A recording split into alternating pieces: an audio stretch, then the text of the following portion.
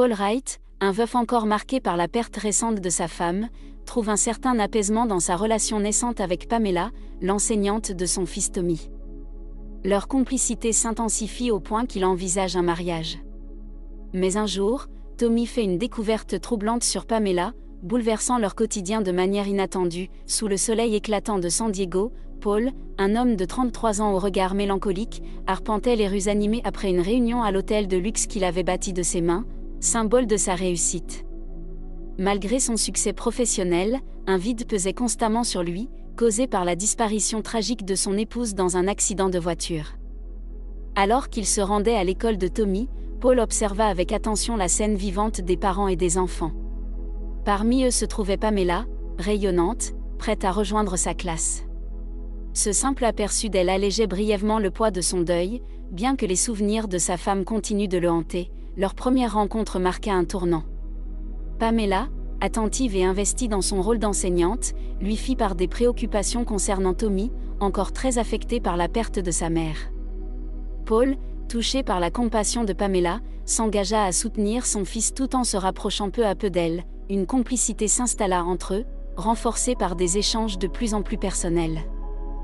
Paul, admiratif de la passion et de la compréhension de Pamela, lui proposa un dîner pour sortir du cadre formel de l'école. Bien que surprise, Pamela accepta avec un sourire. Mais ce qui semblait être le début d'une belle histoire allait bientôt prendre une tournure inattendue, lorsque Tommy révéla un secret capable de bouleverser leur vie à jamais. Sous la douce lumière des bougies, autour d'une table confortable, Paul et Pamela partageaient un dîner qui révéla une harmonie inattendue. Leur conversation, fluide et naturelle, passait de souvenirs d'enfance à leurs goûts musicaux. Paul fut frappé par l'éclat dans les yeux de Pamela lorsqu'elle évoquait sa passion pour l'enseignement, tandis qu'elle riait sincèrement aux anecdotes de Paul sur ses voyages d'affaires.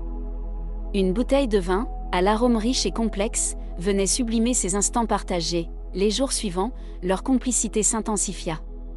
Lors d'une promenade dans un parc, l'odeur d'un café fraîchement préparé les incita à faire une pause. Assis sur un banc, ils observaient les passants, partageant rires et rêves sous le doux crépuscule. Lors d'un événement scolaire, Paul, entouré de l'énergie des enfants, serra doucement la main de Pamela, ressentant une connexion profonde et indescriptible. Ces moments simples mais significatifs faisaient éclore entre eux une relation pleine de promesses. Cependant, Tommy, témoin de cette nouvelle dynamique, observait avec un mélange de malaise et d'inquiétude.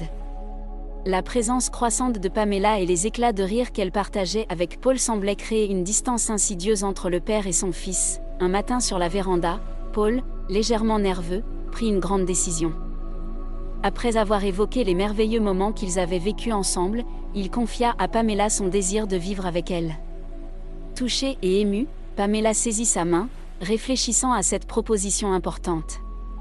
Après un instant de silence, elle répondit avec un sourire chaleureux, « Oui, Paul. » Ce moment marquait un tournant dans leur histoire, alors que la douceur du matin et l'arôme du café scellaient leur engagement. Cependant, de nouveaux défis surgirent. À l'hôtel Azur, qui incarnait le rêve de Paul, la tension montait. Dans son bureau au décor raffiné avec vue sur la mer, Paul faisait face à Logan, son associé de longue date. Les préoccupations étaient évidentes sur leur visage, témoignant des obstacles à venir pour préserver cet ambitieux projet. Paul parcourait nerveusement les documents devant lui. « Les chiffres ne sont pas bons », annonça Logan, visiblement préoccupé. « Les réservations ont chuté drastiquement ces derniers trimestres. Nous devons agir rapidement. » Paul, les yeux perdus dans le paysage derrière la fenêtre, sentait le poids de la situation peser sur ses épaules. « Je sais, Logan, » répondit-il d'une voix lourde. « Je n'aurais jamais imaginé qu'on en arriverait là. » Le silence s'alourdit un instant, brisé par Logan, et la banque refuse toujours de renégocier le prêt. « Nous sommes dans une impasse. » La gravité de ces mots accentuait la tension dans l'air. Paul, accablé, soupira longuement, cherchant désespérément une solution. L'idée de perdre l'hôtel Azur, fruit de tant d'années de travail, était inconcevable. Plus tard dans la soirée, Paul confia ses angoisses à Pamela, assise à ses côtés dans le salon, un espace chaleureux qui semblait en décalage avec la situation. « Pamela, je suis à court d'idées », avoua Paul, la voix empreinte de désespoir. « Si je ne trouve pas une solution bientôt, tout ce que j'ai construit pourrait disparaître. » Pamela, posant doucement sa main sur la sienne, lui répondit avec calme, « Paul, je sais que c'est difficile, mais tu n'es pas seul. Peut-être que mon frère Ross pourrait t'aider. Il a de l'expérience dans les restructurations financières. Il pourrait avoir des idées. » Paul, surpris mais plein d'espoir, releva la tête, « Tu crois qu'il accepterait ? Je serais infiniment reconnaissant pour toute aide, je lui parlerai demain, assura Pamela, avec une lueur de confiance. Ross est doué pour trouver des solutions dans des situations complexes. Le lendemain, l'arrivée de Ross bouleversa la dynamique de la maison. Ce dernier, homme d'affaires astucieux et sûr de lui, imposait sa présence. L'atmosphère paisible de la maison se transforma rapidement. Le salon devint un espace de travail, rempli de dossiers et de discussions animées.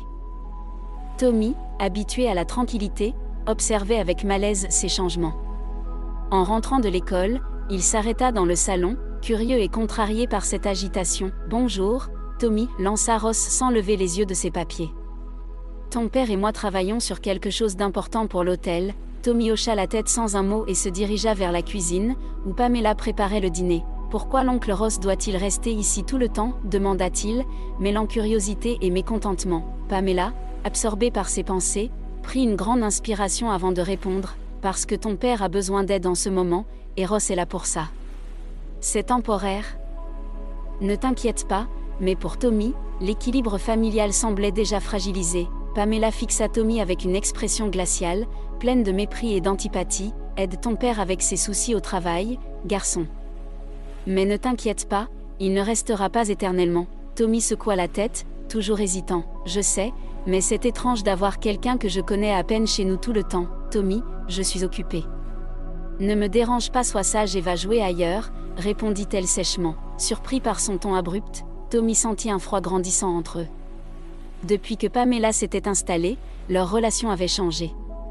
En classe, elle l'ignorait presque, comme s'il n'avait plus d'importance à ses yeux. À la maison, sa présence dégageait une atmosphère pesante, teintée de tristesse et de malaise. Tommy songea à confier ses inquiétudes à son père, mais ce dernier semblait plus heureux depuis l'arrivée de Pamela, surtout après la perte de sa mère. Il ne voulait pas briser ce fragile équilibre. Pourtant, jour après jour, il se sentait de plus en plus envahi par la présence de Ross. Les longues discussions dans le salon, les appels interminables et les ordres qu'il distribuait comme s'il était chez lui faisaient sentir à Tommy qu'il devenait un étranger dans sa propre maison. Un après-midi, Tommy observa de loin Ross et son père discuter. Il remarqua la posture confiante, presque arrogante, de Ross face à l'hésitation visible de son père. « Nous avançons bien, Paul, mais il faut être plus audacieux dans nos décisions, » déclarait Ross avec assurance. « Je comprends, mais nous devons peser les conséquences, » répondit Paul, visiblement préoccupé. Ross haussa les épaules. « Parfois, pour gagner, il faut savoir prendre des risques, Tommy. » En écoutant ces paroles, sentit une inquiétude monter en lui. Était-ce vraiment ce qu'il fallait pour avancer, ou son père était-il entraîné dans un jeu dont il ne maîtrisait pas les règles? La maison, autrefois chaleureuse et remplie de rires, semblait désormais habitée par des tensions et des incertitudes silencieuses. Allongé dans son lit, Tommy, à peine âgé de 11 ans, était assailli par des pensées sombres. Pourquoi parlait-il à voix basse dans les coins? Pourquoi leur conversation s'interrompait-elle dès qu'ils s'approchaient? Pamela, autrefois douce et attentionnée, semblait désormais distante, tandis que Ross, avec son air calculateur, éveillait en lui une méfiance grandissante. Tommy ne pouvait s'empêcher de penser qu'un secret planait au-dessus de leur maison. Ces nuits étaient peuplées de doutes et de peurs, se demandant si, derrière ces échanges discrets, quelque chose se préparait. Le garçon se souvenait des moments où il avait tenté de partager avec Pamela les détails de sa journée à l'école ou les pensées qui lui traversaient l'esprit, mais il n'obtenait en retour que des réponses brèves ou un simple hochement de tête. Quant à Ross, il semblait perpétuellement absorbé par ses propres affaires ou de longues conversations téléphoniques, accordant à peine une attention à Tommy. Ce dernier pensait souvent à son père, Paul, qui semblait de plus en plus préoccupé, accaparé par les responsabilités liées à la gestion de l'hôtel. Tommy se demandait comment son père pouvait leur faire autant confiance sans remarquer ce qui se passait autour de lui. Bien qu'ils vivent tous sous le même toit, ils ne semblaient jamais réellement heureux ou détendus. C'était comme si une tension constante pesait sur eux, alimentant les soupçons de Tommy. Ses pensées tourbillonnaient dans son esprit, l'empêchant de trouver le sommeil, son anxiété grandissant à mesure que les heures passaient. Le lendemain matin, il descendit les escaliers avec une résolution ferme. En entrant dans la cuisine, il trouva son père en train de rire tandis que Pamela préparait le petit déjeuner. Paul semblait insouciant, complètement inconscient des préoccupations qui rongeaient son fils. « Papa, je dois te parler. » « C'est important, » dit Tommy, essayant de maîtriser l'inquiétude qui transparaissait dans sa voix. Paul se retourna, affichant un sourire chaleureux. « Bien sûr, Tommy, qu'est-ce qu'il y a ?» Tommy hésita, jetant un regard vers Pamela, toujours concentré sur son café. « C'est à propos de Pamela et Ross. Je crois qu'il nous cache quelque chose. » Paul émit un léger rire, visiblement amusé. « Tommy, tu te fais des idées. Pamela et Ross sont là pour nous aider. Il n'y a rien à craindre. » La frustration de Tommy monta en flèche. « Mais papa, ils chuchotent toujours et se taisent dès que j'arrive. Ils ne se comportent plus comme avant. » Paul posa une main apaisante sur l'épaule de son fils, toujours souriant. « Tommy, parfois les adultes ont des conversations qui ne concernent pas les enfants. Pamela et Ross ont été formidables pour nous. Ils font maintenant partie de notre famille. » Déçu, Tommy baissa les yeux, sentant que son père, aveuglé par ses sentiments pour Pamela et sa reconnaissance envers Ross, ne voyait pas ce qui semblait évident.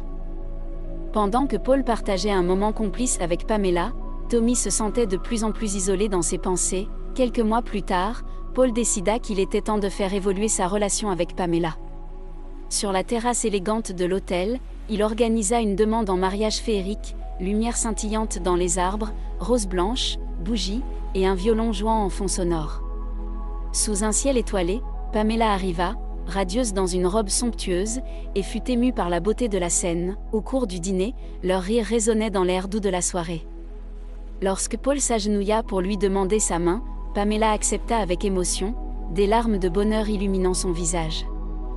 Leur baiser passionné scella cet instant magique, marquant un moment de pur bonheur pour Paul. Pendant ce temps, Tommy, témoin silencieux de ce bonheur qui ne semblait pas le concerner, ressentait un mélange d'incompréhension et de désespoir. L'écart entre lui et son père paraissait désormais infranchissable. 3 mois plus tard, à la veille du mariage, alors qu'il explorait l'hôtel, Tommy perçut des voix venant du couloir. C'étaient Pamela et Ross qui se dirigeaient vers leur chambre. Poussé par la curiosité, il s'introduisit dans leur chambre et se cacha dans l'armoire. Tommy n'en croyait pas ses oreilles lorsqu'il entendit leur conversation. Les mains tremblantes, il sortit son téléphone pour enregistrer chaque mot. Tout se déroule comme prévu, Pamela. Une fois que tu seras mariée à Paul, nous aurons la main mise sur son patrimoine. Ce n'est qu'une question de temps, déclara Ross avec un sourire malveillant. Je sais, mais nous devons rester prudents. Paul ne doit rien soupçonner jusqu'à ce que le mariage soit consommé et que les papiers soient signés, répondit Pamela tout en rangeant ses affaires. Cet imbécile est tellement aveuglé par l'amour qu'il ne voit rien au-delà de toi, ajouta Ross en ricanant. Pamela acquiesça. C'est vrai. Parfois, j'ai presque des remords, mais je pense à tout ce que nous gagnerons et ça passe. Ross, inquiet, demanda. Et son fils ? Tu penses qu'il a des doutes ? Pamela balaya la question d'un geste. Ce gamin est insupportable, mais non, il ne soupçonne rien. J'ai même dû me faire passer pour son professeur pendant 2 ans pour en arriver là. Il est trop naïf. Dans l'armoire, Tommy, pétrifié, écoutait chaque mot. La trahison de Pamela et Ross lui donnait la nausée. Son cœur battait à tout rompre alors qu'il tentait de contrôler sa respiration pour ne pas se faire repérer. Chaque détail qu'il entendait augmentait sa peur et son sentiment d'injustice. Comment peuvent-ils faire ça à papa, pensa-t-il, submergé par une vague d'émotions. Il savait qu'il devait montrer l'enregistrement à son père, mais la confusion et les préparatifs du lendemain l'empêchèrent de le faire à temps. Le jour du mariage, le lieu de la cérémonie brillait de splendeur, des fleurs blanches et des roses parsemaient l'allée, et un quatuor à cordes jouait une douce mélodie. Les invités, élégamment vêtus, échangeaient des conversations animées. Tommy, en revanche, était rongé par l'angoisse. Dans son petit costume, il serrait son téléphone dans sa poche, conscient du poids de l'enregistrement qu'il avait en sa possession. Son regard se posa sur son père, Paul, debout à l'autel, rayonnant de bonheur, inconscient des vérités sombres qui planaient au-dessus de lui. Lorsque Pamela apparut enfin dans sa robe de mariée, toute l'assemblée poussa un soupir d'admiration. Avec un sourire éclatant et calculé, elle avançait lentement dans l'allée, masquant parfaitement ses véritables intentions. Tommy savait que c'était le moment de tout changer. Les mains tremblantes, il sortit son téléphone et se fraya un chemin parmi les invités. Bien que nerveux, sa détermination était palpable. Il devait empêcher son père de tomber dans le piège qui se refermait lentement. « Excusez-moi, pardon » murmurait-il en avançant, son esprit criant justice. La musique continuait, mais une vague de confusion se répandait parmi les invités alors qu'il remarquait son agitation. Finalement, Tommy arriva devant l'hôtel où Paul et Pamela s'apprêtaient à échanger leurs vœux. « Papa » lança Tommy, sa voix tremblante mais assez forte pour être entendue. Paul, surpris, se tourna vers lui tandis que Pamela restait figée. Le visage marqué par la peur. « Ce n'est pas le moment, fils. »« Nous sommes en pleine cérémonie » répondit Paul, désorienté. Mais Tommy insista, tendant son téléphone avec un enregistrement prêt à être joué. La salle devint silencieuse. Tous les regards se fixèrent sur eux alors que Paul, intrigué, appuyait sur lecture. La voix de Pamela, complotant avec Ross, résonna dans le système audio. L'air de la fête se transforma en un lourd silence, chargé d'incrédulité. Paul fixa Pamela, son expression se métamorphosant. L'amour et la joie qu'il ressentait se dissipèrent, remplacés par une colère froide. Pamela tenta de se défendre, balbutiant des excuses. « Paul ? Ce n'est pas ce que tu crois, laisse-moi expliquer. » Mais Paul, tremblant d'émotion, l'interrompit. « Expliquer quoi ?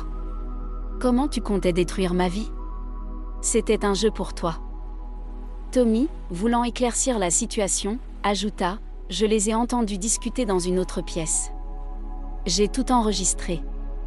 Je savais que quelque chose ne tournait pas rond. » Pamela, en larmes, se tourna vers son frère Ross, cherchant du soutien.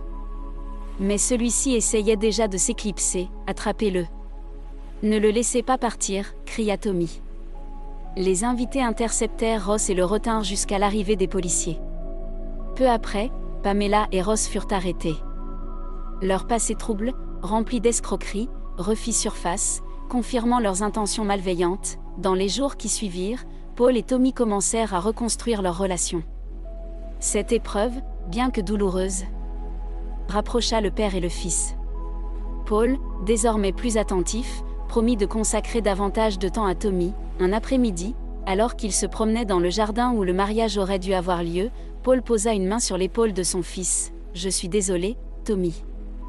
Je n'ai pas toujours été là pour toi, mais cela va changer. Tu es la personne la plus importante dans ma vie. » Tommy lui sourit avec espoir. « Je veux juste qu'on soit heureux, papa, et qu'on puisse se faire confiance. » Main dans la main, ils traversèrent le jardin, partageant rires et projets d'avenir.